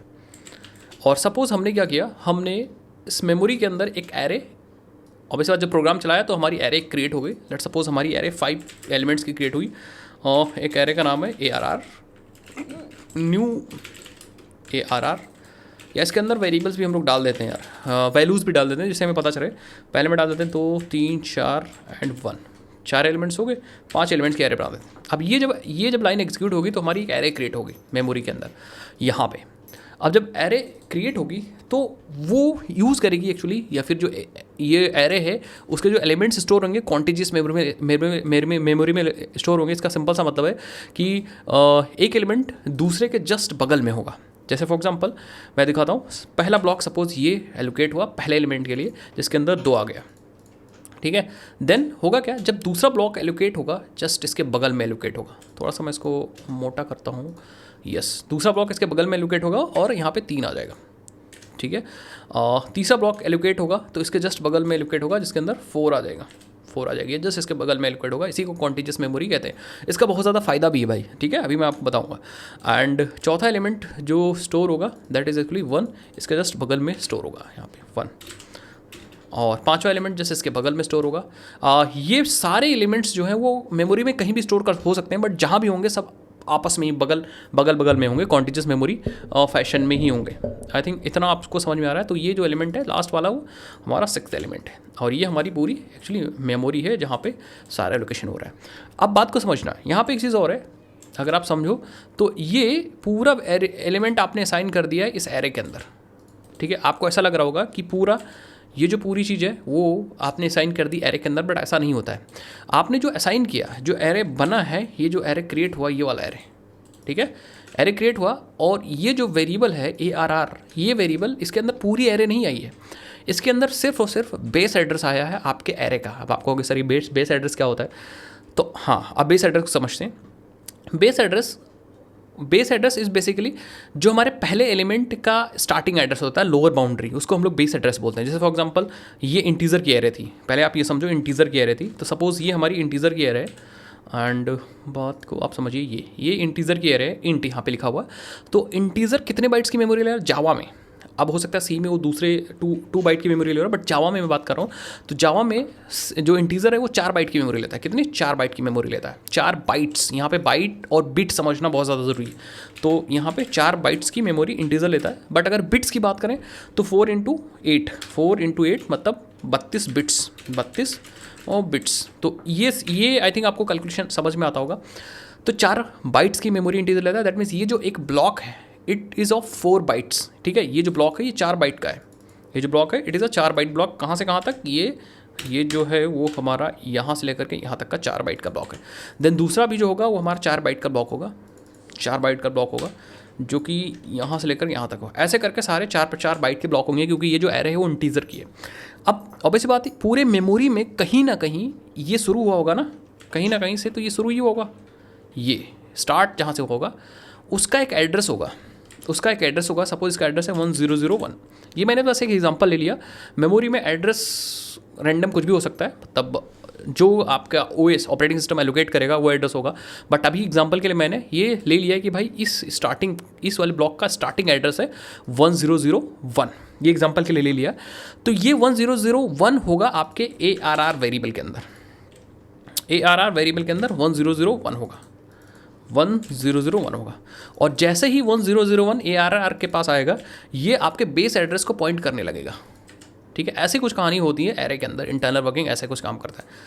तो अब ये आपके बेस एड्रेस को, आपके एरे के बेस एड्रेस को पॉइंट कर रहा है ARR।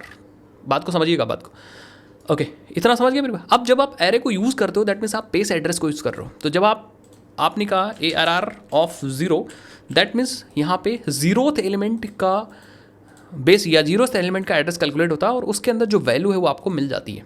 अब कैसे एड्रेस कैलकुलेट हो रहा है उसके बारे में बात करेंगे, बट इतना आप समझ गए कि ये जो है वो एक्चुअली हमारा बेस एड्रेस है।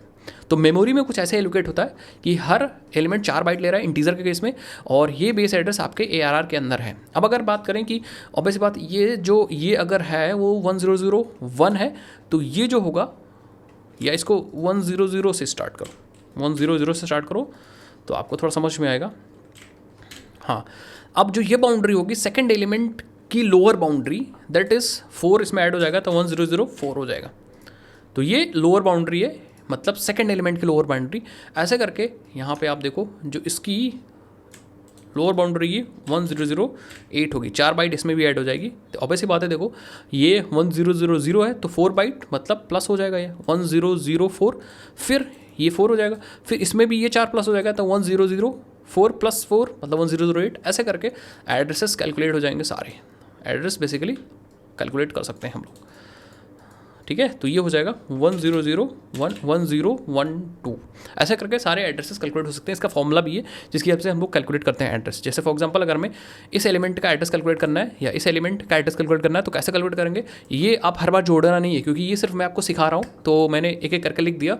बट जब आपके पास बहुत बड़ी एरे होगी, आपको बेस एड्रेस पता है, तो आप एक करके जोड़ोगे नहीं, फॉर्मूले से एड्रेस कैलकुलेट होगा। किसी पर्टिकुलर एरे पे जाना है, फॉर्मूले में आप डालो, एड्रेस कैलकुलेट कर लो। एक चीज़ मैं लिखना यहाँ पे भूल गया, ये 0th एलिमेंट है, इट इज़ अ इंडेक्स में लिख रहा हूँ। ये 1 एलिमेंट है, ये 2 एलिमेंट है, this is a 3 element and this is a 4 element. ठीक है, this is a 4th element. तो इंडेक्सेस इंपॉर्टेंट है, जो कि मैं लिखना भूल गया था, क्योंकि इंडेक्सेस की हेल्प से हम लोग एड्रेस को फॉर्मूले में डाल सकते हैं, एड्रेस को फॉर्मूले में डाल सकते हैं।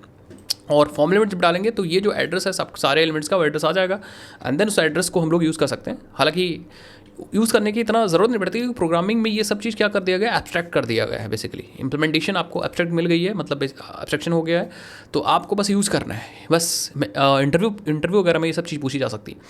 अब जैसे ये हमारे पास बेस एड्रेस है, this is a base address, तो ये हमारा बेस एड्रेस है। Base address basically first element का स्टार्टिंग एड्रेस, फर्स्ट एलिमेंट का स्टार्टिंग एड्रेस। नाउ अब हमारे पास किसी भी एड्रेस का, suppose address of ith element आपको निकालना है, ith एलिमेंट आपको निकालना है, ith एलिमेंट कुछ भी हो सकता है। ith element suppose second element हो सकता है, थर्ड एलिमेंट हो सकता है। तो आप देखो, अगर आपको सेकंड एलिमेंट का निकालना है तो ये बेस एड्रेस है, तो इसमें प्लस दिस, फिर जो आएगा प्लस दिस, तब आपको इसका एड्रेस मिलेगा। इसी तरह हम फॉर्मूले में डाल सकते हैं कि भैया हमें बेस एड्रेस तो ऐड करना ही करना है, तो यहाँ लिख देंगे बेस एड्रेस ऐड कर दो, किसमें, मल्टीपल ऑफ, या हम कहेंगे किस एलिमेंट का, तो मैं कहूँगा आओ ith एलिमेंट। सपोज यहाँ पे सेकंड है तो यहाँ सेकंड आ जाएगा, थर्ड है तो थर्ड आ जाएगा, फोर्थ है फोर्थ आ जाएगा। देन मल्टीप्लाई कर देंगे हम साइज़ ऑफ ब्लॉक, कितने साइज़ का ब्लॉक है, इंपॉर्टेंट, कितने साइज़ का ब्लॉक है। अगर 4 साइज़ का ब्लॉक है, इंटीजर है, तो भाई 4 साइज़ का ब्लॉक है, तो यहाँ पे 4 साइज़ का ब्लॉक आ जाएगा। अब जैसे फॉर एग्जाम्पल हमें ये इसका निकालना है, फर्स्ट वाले इंडेक्स का निकालना है। एग्जाम्पल के तौर पे देखो, एग्जाम्पल अगर आप देखो, इस बार हमें निकालना है, देखो एड्रेस ऑफ फर्स्ट एलिमेंट, तो बेस एड्रेस हमारा 100 प्लस यहाँ पे आ जाएगा 1 इंटू 4। अब आप कहोगे सर 4 क्यों आया, क्योंकि 4 जो है that is actually a size of the block. देखो 4 एक ब्लॉक का साइज़ है, तो अगर इसको कैलकुलेट कर दें तो अब ऐसी बात आप कैलकुलेट कर लो, 100 प्लस 4, तो आप देखोगे आंसर जो आएगा 1004 आ जाएगा। और आप देख भी लो, इस वाले का जो एड्रेस, फर्स्ट का एड्रेस आ जाएगा 1004 आ जाएगा। अब आप इसको लिखो, ऐसे बोल सकते हैं, बहुत सारे लोग डायरेक्टली बोलते हैं कि फर्स्ट का एड्रेस 1004 है, तो आप डायरेक्टली यहाँ पे लिख सकते हो, वो समझने की बात है। ठीक है, आप कैसे समझ रहे हो। एंड 0th एलिमेंट का एड्रेस सपोज 1001 डायरेक्टली बोल सकते हैं, बट वो एक्चुअली लोअर बाउंड्री होती है, एंड इसकी अपर बाउंड्री होगी 1003 होगी। मतलब 4 बाइट जो 0th एलिमेंट है 4 बाइट ले रहा होगा, 4 बाइट ले रहा होगा। बाइट मीन्स कि वो 1000 ले रहा होगा, फिर 1001 ले रहा होगा, 1002 ले रहा होगा, 1003 ले रहा होगा। ये 4 बाइट्स पहला एलिमेंट या 0th एलिमेंट ले रहा होगा। फिर इसके बाद वाले 4 बाइट्स को ले रहा होगा फर्स्ट एलिमेंट, फिर सेकंड, इसके बाद वाले 4 बाइट्स को ले रहा होगा। तो इस तरह से हम कैलकुलेट करेंगे। एक एग्जांपल और देख लो, suppose we have to calculate address of the fourth element है ना, address of the fourth element, हाँ फोर्थ एलिमेंट। तो इस बेस एड्रेस मुझे चाहिए, तो बेस एड्रेस में 1000 है, प्लस फोर्थ एलिमेंट है तो 4 इंटू 4। अब सेंस बना रहा है ये चीज़ सेंस बना रहा है। फोर्थ ये हमारा इंडेक्स हो गया, फोर्थ एलिमेंट, एंड 4 जो है वो साइज़ ऑफ द ब्लॉक है, मतलब एक ब्लॉक कितने बाइट की मेमोरी ले रहा है। तो यहाँ पे अगर हम इसको कैलकुलेट करते हैं तो 1000 प्लस 4 इंटू 4 16, एंड जो इसका आंसर आएगा 1016। ये एक्चुअली हमारे इसका एड्रेस आ जाएगा, फोर्थ एलिमेंट का, मतलब इसका एड्रेस आ जाएगा। आप जोड़ भी सकते हो, इसका 12 है तो इसका 16 होगा, तो अभी छोटी एरे है तो आप जोड़ लो, अदरवाइज आप ये वाला फॉर्मूला यूज़ करके एंड आप आसानी से क्या कर सकते हो, आप किसी भी एलिमेंट का एड्रेस पता कर सकते हो if you want to know. Otherwise जब इंटरनल आप एक्सेस करते हो ना, ऐसे एलिमेंट को एक्सेस करते हो, तो इंटरनली एड्रेस को कैलकुलेट करके ही वैल्यूज़ को दी जाती है। मतलब अगर मुझे सपोज 1016 मिल गया, ओके, सो जब भी आप एलिमेंट्स, एरे के एलिमेंट्स को एक्सेस करते हो तो आपको बेस एड्रेस को ले करके एंड उस एलिमेंट के एड्रेस को कैलकुलेट करके देन वैल्यू को निकाल कर दे दिया जाता है। तो सब इंटरनली होता है। बट अगर आप इंटरव्यू में उसको ऐसे क्वेश्चंस दे करके आपसे इंटरव्यू में क्वेश्चंस पूछा जा सकता है। एंड अगर गेट वगैरह दे रहे हो तो आपको वहाँ पे भी ऐसे क्वेश्चंस देखने को मिलेंगे। अब थोड़ा सा एक कॉन्सेप्ट वो समझ लेते हैं। किसी बहुत सारे लोग को ऐसा लग सकता है कि ये जो डेटा है वो स्टोर होता है हमेशा बाइट्स के फॉर्मेट में, बट ऐसा नहीं है। अगर हम सिर्फ और सिर्फ इस वाले पोजीशन या एक एलिमेंट को जूम करते हैं, मतलब इसके अंदर सिर्फ घुसते हैं, तो यहाँ पे बाइट्स के अंदर डेटा स्टोर नहीं करता, वो 4 बाइट की मेमोरी लेता है। ठीक है, स्टोर कैसा होता है? स्टोर एक्चुअली बिट्स के फॉर्म में होता है। तो अगर मैं इसको जूम करता हूँ, इसको उठा के हल्का सा मैं लाता हूँ बाहर आपको दिखाने के लिए, जस्ट इस तरफ ले आता हूँ। तो यस ये मैंने 2 एलिमेंट, दूसरे वाले एलिमेंट्स को मैं यहाँ पे ले आया। यहाँ पे 0 है एंड यहाँ पे 4 बाइट की मेमोरी ले रहा है, 0th पोजीशन का इंडेक्स है। तो इसको अगर मैं जूम करता हूँ कुछ ऐसा, ठीक है, अगर आप देखो तो ये एक्चुअली यही वाला एलिमेंट है। ये यही वाला एलिमेंट है। तो इसको जूम करें तो अब ये 4 बाइट की मेमोरी ले रहा है, 4 बाइट्स की मेमोरी ले रहा है, क्योंकि हम इंटीजर यूज़ कर रहे हैं। अगर आप डबल यूज़ करोगे तो हो सकता है 8 बाइट्स की मेमोरी ले रहा। ठीक है, वो डिपेंड करेगा which data type you are using, तो उस हिसाब से मेमोरी यहाँ पे चेंज होगी। अब इसके अंदर डेटा जो स्टोर होगा that is actually in the format of bits. ये डेटा स्टोर होगा बिट्स में, मतलब 4 बाइट का मतलब होता है 8 × 4। एक बाइट के अंदर 8 बिट्स होते हैं। तो 4 बाइट्स के अंदर कितने बिट्स होंगे? 8 × 4 मतलब 32 बिट्स। तो इस डेटा को स्टोर करने के लिए इंटरनली 32 बिट्स यूज़ किए जाएंगे। अब आप कहोगे 32 बिट्स क्या है? तो एक बिट्स का मतलब होता है एक ऐसी पोजीशन जहाँ पे 0 या फिर 1 आ सकता है, मतलब कुछ ऐसा छोटा सा डिब्बा, यस ये एक छोटा सा डिब्बा है। Yes, it represent a bit. ये मेमोरी में बिट रिप्रेजेंट करता है, मतलब बिट रिप्रेजेंट करता है। इसका सिंपल सा मतलब होता है कि इस जगह पे सिर्फ या तो 0 आ जाएगा या फिर 1 आ जाएगा। ठीक है, तो ये एक सिंगल बिट है। तो इस तरह से हमारे पास कितने होंगे? 32 बिट्स होंगे ऐसा करके बगल बगल में। ठीक है, 32 बिट्स होंगे। अब मैं सारे बिट्स बना नहीं रहा हूँ, बट ऐसे करके आप डॉट डॉट समझ लीजिए कि यहाँ पे हमारे पास ऐसे करके टोटल 32 बिट इंटीजर के लिए एक ब्लॉक के अंदर आएंगे। और जो आप डेटा स्टोर करोगे, सपोज आपने 2 नंबर को स्टोर कर लिया, यहाँ पे दो नंबर को स्टोर कर लिया, तो ये 2 पहले कन्वर्ट होगा बाइनरी के अंदर। ठीक है, ये कन्वर्ट होगा बाइनरी के अंदर ये कन्वर्ट होगा एंड देन वो बाइनरी बिट्स के फॉर्मेट में स्टोर कर दी जाएगी यहाँ पे। इस तरह से इंटरनली सारा प्रोसेस होता है। आपके ऑपरेटिंग सिस्टम का काम होता है, हार्डवेयर और सॉफ्टवेयर मिल करके सारा काम करते हैं आपस में। एंड आपको ये सब चीज़ एब्स्ट्रैक्ट करके दे दी जाती है। प्रोग्रामिंग लैंग्वेज एब्स्ट्रैक्शन कर देता है।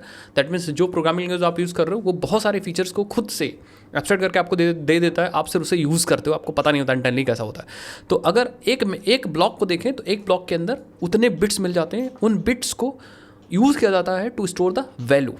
अब वो वैल्यू कैसे स्टोर करती है या कैसे होती है, नेगेटिव नंबर्स कैसे स्टोर करते हैं, 2's कॉम्प्लीमेंट, 1's कॉम्प्लीमेंट, ऐसा करके बहुत सारी चीज़ें होती हैं जिसको आपको जानने की ज़रूरत है। अगर आपने कभी डिजिटल लॉजिक डिज़ाइनिंग वगैरह सब्जेक्ट्स पढ़े होंगे तो आपने वहाँ पे पढ़े होंगे कैसे मेमोरी में डेटा स्टोर होता है, most significant bit and least significant bit, ये सब क्या होता है। तो वहाँ पर और भी चीज़ें आप समझने को मिलेगी, बट ओवरव्यू एक्चुअली यही है जो मैंने आपको समझा दिया। ओके, सो ये रही इंटरनल्स ऑफ एरे, कैसे इंटरनल डेटा स्टोर होता है, कैसे आप किसी एलिमेंट का एड्रेस स्टोर कर सकते हो if you know the base address and size of the block. साथ ही साथ में जो एरे का वेरिएबल होता है that actually stores the base address of the array का बेस एड्रेस स्टोर होता है, लोअर अपर, ये सब हम लोगों ने समझ लिया। अब अगर मैं आपको बताऊं कि बहुत सारे लोग आपसे पूछ सकते हैं कि what is the benefit of using contiguous memory in array, ऐसा पूछ सकते हैं ना कि बेनिफिट क्या है एक्चुअली, कॉन्टीजियस मेमोरी क्यों यूज़ कर रहे हैं, उसका बेनिफिट क्या है। तो उसके बहुत सारे बेनिफिट्स है।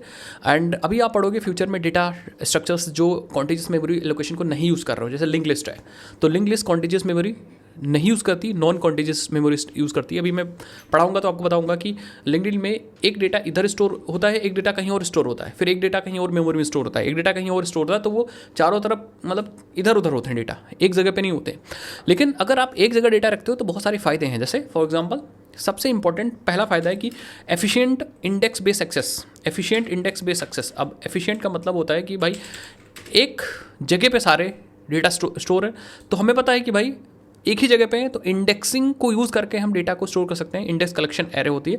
तो अब आप कहोगे एफिशिएंट कैसे होगा, तो इंडेक्स बेस्ड एक्सेस, क्योंकि हमें पता है कि हम इंडेक्स के थ्रू डेटा को एक्सेस कर सकते हैं। तो वो जो एक्सेसिंग का ऑपरेशन है वो टाइम कॉम्प्लेक्सिटी लेता है big O of 1, big O of n।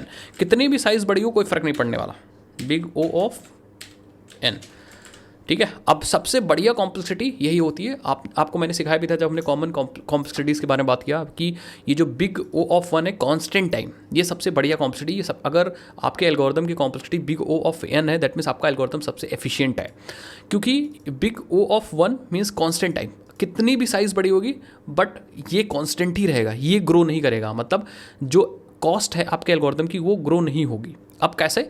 जैसे फॉर एग्जांपल आपके पास 100 एलिमेंट्स है लेकिन 99th वाला एलिमेंट आपको एक्सेस करना है, तो आप एरे लिखो डायरेक्ट 99 यहाँ पे लिख सकते हो। दैट मीन्स आपको कोई लूप नहीं लगाना पड़ा, कुछ भी करने की जरूरत नहीं है, क्योंकि एरे की कैरेक्टरिस्टिक्स है कि इंडेक्स आपको पता होंगे, तो इंडेक्स से डायरेक्टली आप एरे को एक्सेस कर सकते हो with the help of index. That means यहाँ कोई लूप नहीं, कोई इनर लूप नहीं, कोई अपर लूप नहीं, कोई डिवीजन नहीं, कोई वाइल लूप नहीं, कुछ भी नहीं, डायरेक्टली आप एरे को एक्सेस कर सकते हो। तो as the input size increases there is no effect on complexity. Constant type है, तो सबसे तगड़ी कॉन्टिजियस मेमोरी लोकेशन की भाई यही है कि हम लोग एफिशिएंट तरीके से डेटा को एक्सेस कर सकते हैं। अगर नॉन कॉन्टिजियस की बात करें भाई, तो इंडेक्स वहाँ पे पता ही नहीं होंगे। इंडेक्स इसलिए नहीं पता होंगे क्योंकि वहाँ पे कॉन्टिजियस मेमोरी नहीं, एक के बाद डेटा है ही नहीं।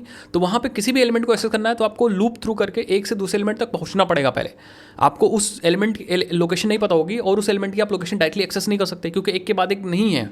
और यहाँ पे एक के बाद एक है, तो हमें पता है कि इस एड्रेस में कितना ऐड कर दिया जाए कि उसका एड्रेस बन जाए। समझ में बात? तो ये सबसे तगड़ा तरीका है, सबसे फायदेमंद तरीका है कि भाई एफिशिएंट इंडेक्स बेस्ड एक्सेस है, जिसकी कॉम्प्लेक्सिटी हमारे पास कांस्टेंट हो जाती है, बिग O ऑफ 1 कांस्टेंट। ठीक है। नेक्स्ट यहाँ पे ऑप्टिमाइज्ड फॉर कैसे परफॉर्मेंस।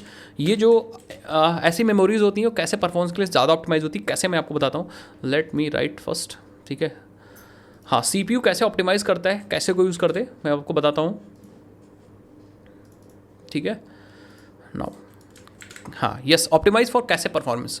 जब भी आप कोई डेटा को एक्सेस करते हो तो हमेशा ऐसा नहीं होता है कि जो डेटा आप एक्सेस कर रहे हो वही डेटा फेच होता है।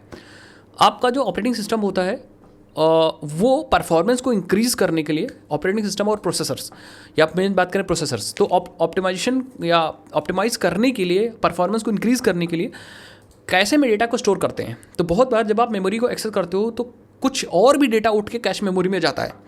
अब अगर वो कॉन्टिजियस मेमोरी में आपका एरे स्टोर है तो होगा क्या कि जब सपोज आपने 0th एलिमेंट को एक्सेस करने की कोशिश की, ये वाला एलिमेंट एक्सेस करने की कोशिश की, प्रोसेसर ने क्या किया, प्रोसेसर ने सोचा कि भाई हम क्या करते हैं, हो सकता है कि बंदा थोड़ी देर बाद इस वाले एलिमेंट को भी एक्सेस करने की कोशिश करे, इस वाले एलिमेंट को एक्सेस करने की कोशिश करे। तो प्रोसेसर क्या करेगा, प्रोसेसर आजू बाजू की जो चीज़ें होंगी उसको उठा के कैश मेमोरी में डाल देगा। अब सबसे बढ़िया तरीका कॉन्टिजियस मेमोरी में ये है कि आजू बाजू की चीज़ कोई और नहीं है, एक्चुअली उस एरे का डेटा ही है, क्योंकि कॉन्टिजियस मेमोरी है। अब इससे फ़ायदा क्या होगा कि जो कैश मेमोरी में डेटा गया वो एक्चुअली उस एरे का ही डेटा गया है। अब अगर आप जब दोबारा से इस वाले एलिमेंट को एक्सेस करने की कोशिश करोगे, सो इन दैट केस, क्योंकि एलिमेंट कैश मेमोरी में डायरेक्टली अवेलेबल है, तो कैश मेमोरी से डायरेक्टली डेटा एक्सेस हो जाएगा। दैट मीन्स आपकी परफॉर्मेंस, आपके पूरे सिस्टम की परफॉर्मेंस इंक्रीज होगी, आपके एल्गोरिथम की और मेमोरी यूसेज की परफॉर्मेंस, सारी यूसेज अच्छे से होगी एंड ऑप्टिमाइज हो जाएगा पूरा सब चीज़ परफॉर्मेंस के हिसाब से, परफॉर्मेंस के लिए। लेकिन अगर एक कॉन्टिजियस मेमोरी में नहीं होता, हो सकता है एक एलिमेंट यहाँ होता है, एक एलिमेंट वहाँ होता। अब अगर कैश मेमोरी डेटा डालेगा भी, तो अगर जो एलिमेंट आप एक्सेस कर रहे हो उसके आजू बाजू का डेटा डालेगा, तो आजू बाजू में तो एक्चुअल डेटा है ही नहीं, मतलब उसके से रिलेटेड डेटा ही नहीं। तो जब दोबारा आप एक्सेस करोगे तो एक्चुअल मेमोरी में ढूंढेगा, बेस्ड ऑन रेफरेंस ढूंढा जाएगा एंड देन डेटा को लोड किया जाएगा। तो कॉन्टिजियस मेमोरी फ़ायदा करती है for the cache performance, optimize है फॉर द कैशे परफॉर्मेंस, जिसकी वजह से आपके सिस्टम की परफॉर्मेंस और अच्छी हो जाती है। ऑब्वियस सी बात है, एक जगह पे बहुत सारा डेटा स्टोर है, दैट मीन्स कि मेमोरी आसानी से मेमोरी को मैनेज किया जा सकता है। That means it is easier to manage memory in contiguous. इसको आई थिंक समझाने की ज़रूरत नहीं है, क्योंकि सारा डेटा एक जगह पे, तो बहुत आसानी से आप एक्सेस कर सकते हो, कोई डेटा आगे अपेंड कर सकते हो, बहुत सारी चीज़ें, तो इसमें थोड़ा सा आसानी से डेटा को मैनेज किया जा सकता है। एंड ये सारे एक्चुअली बेनिफिट्स हैं जब आप कॉन्टिजियस मेमोरी यूज़ करते हो। ऐसा नहीं है कि जब आप नॉन कॉन्टिजियस मेमोरी यूज़ करोगे तो उसके बेनिफिट्स नहीं होंगे, उसके भी बेनिफिट्स हैं, बट इसके अपने बेनिफिट्स हैं, उसके अपने बेनिफिट्स हैं। तो यार इस वीडियो के अंदर हम लोगों ने काफ़ी चीज़ें कवर अप की हैं, ठीक है। एंड एक इंटरेस्टिंग चीज़ आपको बता रहा हूँ कि ये जो चीज़ें हम लोगों ने कवर अप की हैं वो सारी चीज़ें आपको मैंने एक नोट्स में डाल दिया, that is this is actually PDF। ये कहाँ मिलेगी मैं आपको बता दूँ, सारी चीज़ें विद एग्जाम्पल मैंने यहाँ पर डाल दिया, ठीक है। एंड सब चीज़ इसके अंदर है A to Z, ठीक है। अभी आपको मिलेगी, आपको जाना है हमारे और डिस्क्रिप्शन बॉक्स में आपको लिंक मिल जाएगा गिटहब का। तो मैं ये रेपोजिटरी का लिंक मिल जाएगा, that is this repository YouTube DSA series. And यहीं पे आपको एरे नाम से PDF आ जाएगी। अभी हमारे पास वीक 1 में इंट्रोडक्शन टू DSA था, देन हमने ADT के बारे में कुछ डाला था, एरे के बारे में उसके थोड़ा सा पढ़ा हुआ था, but actually detail explanation and हर चीज़ जो मैंने पढ़ाया आपको यहीं पे PDF मिल जाएगी। साथ ही साथ में यहाँ वीक 2 में आपको कोड मिल जाएगा, क्योंकि अभी वीक 2 हम लोग चला रहे हैं, वीक 2 चला रहे हैं, ठीक है। इसी तरह हम वीक वाइज डेटा या वीक वाइज हम लोग चलाएंगे। तो वीक 2 में आप चले जाइएगा, एक बार वीक 2 में डाल दूंगा। अदरवाइज मैं एक काम करूँगा कि जो नोट्स होंगे उसको मैं सारे ऊपर ही डाल दूंगा, ठीक है, मतलब रूट फोल्डर के अंदर डाल दूंगा, यहाँ से आप एक्सेस कर सकते हो।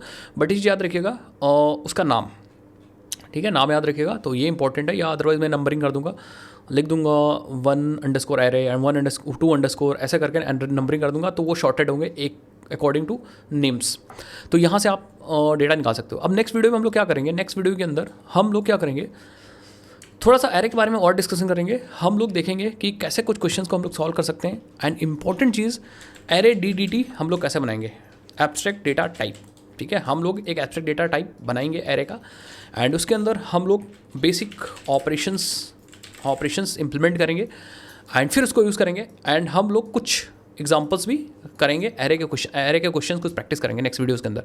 तो ये वीडियो आई थिंक काफ़ी लंबी हुई। अगर आपको यार सीरीज़ में मज़ा आ रहा है तो मैं यही कहूँगा कि सपोर्ट करने के लिए चैनल को आपको सब्सक्राइब करना है, लोगों के बीच में ये सीरीज़ भेजनी है। एंड आई होप मैं आपको वो चीज़ दे पा रहा हूँ। कोशिश तो भाई मेरी पूरी है कि आप कहीं भी आपको जो चीज़ नहीं मिल रही वो आपको इस सीरीज़ के अंदर मिले। ओके, सो आपको बस अटेंडेंस लगाना है एंड नोट्स वगैरह सब चीज़ हैं तो एक्सेस कर लीजिएगा, प्रैक्टिस क्वेश्चन वगैरह सब डाल दूंगा। और चैनल को सब्सक्राइब करना और वीडियो को लाइक करना मत भूलिएगा। लाइक एम रखते हैं इस वीडियो का 1000 लाइक, कमेंट एम रखते हैं 100 कमेंट। फटाफट करा दिए, नेक्स्ट वीडियोस जल्दी से आ जाएगी। बाय बाय, जय हिंद जय भारत।